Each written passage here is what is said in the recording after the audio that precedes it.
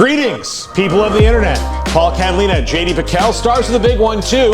Every Wednesday, please like and subscribe to the 365 Sports Channel and CFB where JD, where you get quality videos like the hard count, plus breakdowns of games coming up that JD does each and every week. And you can watch our show, Sick'em 365 Radio, every single day on the 365 Sports YouTube channel. JD, I'm walloping you a pick'em right now. Yeah, I'm up 3 games. How are we defining it? As a wallop 3 games? I thought wallop was 3.5 games. 3.5 games? Well, it'll be, I have a feeling it might be more than that after this week. I'm rolling along. And look, I know that you were conflicted about this first game. Mm-hmm. So in the veteran move, since I'm leading, I defer the kickoff to you to the second half. I'm going to let you pick this first one because I do get the feeling that you were basing your strategy on what I was going to do with this game. Yeah, a little bit of insider trading there. I'm over here playing checkers, you're playing chess. But bottom line, this game, to me, could go either way. It hinges on Jarret Doege. We're going to get good Jarret Doege, going to get bad Jarret Doege. Also worth mentioning, you're going into Manhattan, the Little Apple, hard place to play.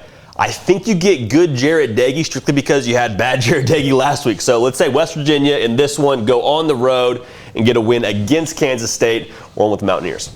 I don't trust West Virginia as far as I can throw them, JD. I don't know who I'm getting each and every week. I do, though, know who I'm getting when we're talking about Kansas State. I think they're Chris Kleiman through and through. They've been playing better lately. They've got the big whales of the conference kind of out of the way. So I am going to go Power Cats for the win in Manhattan. Cats. Purple Power Cats. Yeah, the old purple Power Cats. All right, so now it's my turn. This one, look, there's a lot of great news going on at Texas Tech if you're a Texas Tech fan this week. Matt Wells, gone, as you knew a couple weeks ago. Joey McGuire, the new head coach there, coming from Baylor. Enthusiastic, everybody's happy. Here's the thing, though.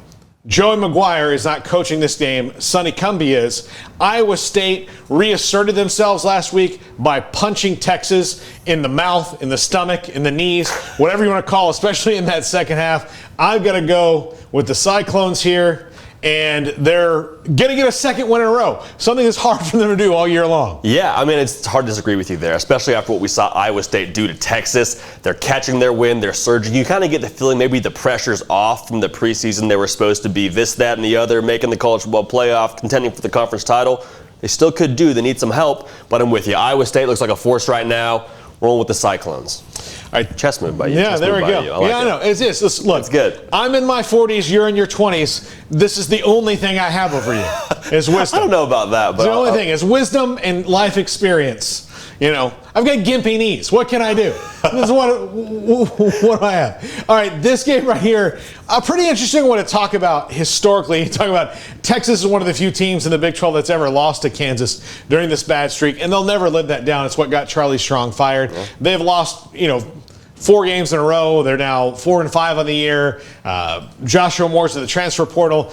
Negative. The good news is they're at home and they're playing Kansas, JD. Mm-hmm. So since it's your pick, I'll let you go first. But I don't think we're going to differ on this one. Yeah, I'm not quite as conflicted on this game as I was Kansas State, West Virginia, believe it or not. But Texas is, like you said, a dumpster fire right now. Their culture is lackluster right now, to say the least, but still good enough to beat Kansas at home. I'm rolling with the Longhorns. Don't think they have too much trouble getting that win. Yeah, I agree with you. The Horns actually up. Horns are up this time. The Horns are up this time. So another interesting one, JD, in that TCU with interim coach Jerry Kill got their big win last week against Baylor. Chandler Morris played out of his mind.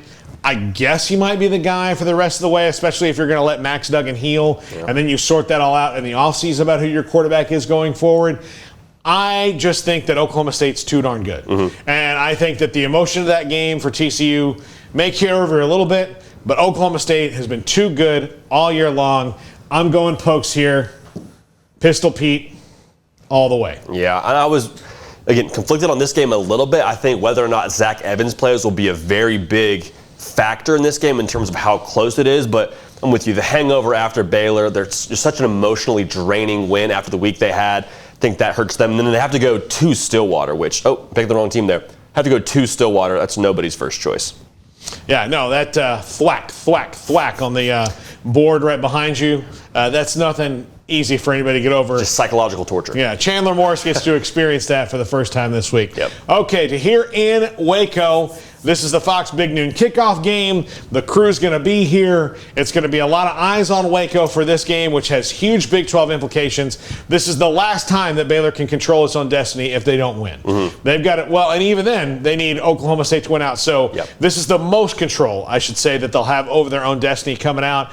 Last week's game should not inspire a lot of confidence, but it's week to week, and they're at home, and they're not playing TCU, a team that they cannot beat lately to save their lives, unless it comes down to some sort of miracle finish. So, JD, what are your thoughts on Baylor and Oklahoma, since you get to make the first pick? Well, I appreciate that, but Oklahoma coming off a bye week, you learn a lot about teams' maturity off of a bye week, and so far we haven't seen Oklahoma display the kind of experience or the kind of maturity that we, I think at the beginning of the year really perceived they would have. Caleb Williams, super talented. I mean, we saw some chinks in the armor against Kansas. I'm going to pick Baylor, and here's why. I'm going to put it right there. Yes, we're in Waco. Yes, we're right down the street from McLean Stadium. But for Oklahoma, if you watched the Kansas game, you saw Kansas run the ball well, hit them on play action, hit them on RPOs. They laid the blueprint for how to beat Oklahoma. They didn't do it, but they laid the blueprint.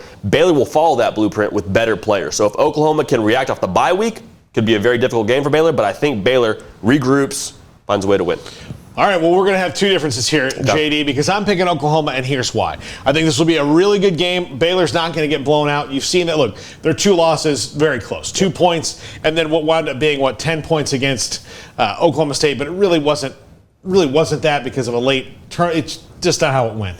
But the things that Caleb Williams does well are the things that Chandler Morris did well, and the things that Baylor's had a problem with throughout the year, which are quarterbacks who can get outside the pocket, who can make you miss tackling, and create some stuff as things get crazy down the field on the scramble drill. Caleb Williams can do that. He can do it better than Chandler Morris probably, although I really like what I saw from Chandler Morris the other day. I got to go Oklahoma in this one to win on the road. It's tough. I did not see Baylor losing 2 games in a row as it came down the stretch, but I do think this is Baylor's last loss this season, and that includes the bowl game, because if you give Dave Aranda 2-3 weeks to plan for you, I think that they win a bowl game. So I think this is Baylor's last loss of the year, but Oklahoma stays undefeated here and in control of their own destiny for not only the Big 12 championship, but the college football playoffs. So what I'm hearing is best case scenario, I can be within a game of you. You can. Okay, so that's out of walloping territory, or I could be very firmly in walloping territory, walloping country. But we'll see. It should be. I agree with you though. If they can't contain Caleb Williams when it gets off script, we'll talk about it in our Chalk Talk. We did this past Wednesday on the Big One too, so go watch that if you haven't. Going to be a long day for the Bears. All right, that's going to do it for Pick'em. Please critique us as you will. You're the internet. It's what you're going to do. And like and subscribe, or you'll never find shoes in your size again. Bottom line, what's going to happen to you? 365 Sports and CFP with JD. Like and subscribe. Have a fun weekend, everybody.